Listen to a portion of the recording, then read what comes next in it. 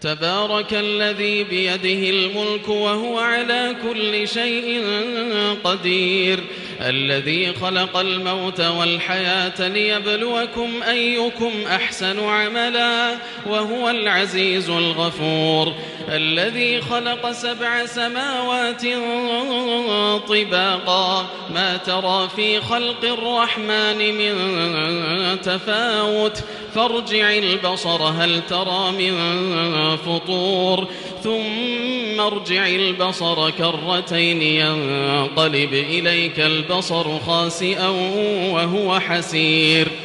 ولقد زينا السماء الدنيا بمصابيح وجعلناها رجوما للشياطين وأعتدنا لهم عذاب السعير وللذين كفروا بربهم عذاب جهنم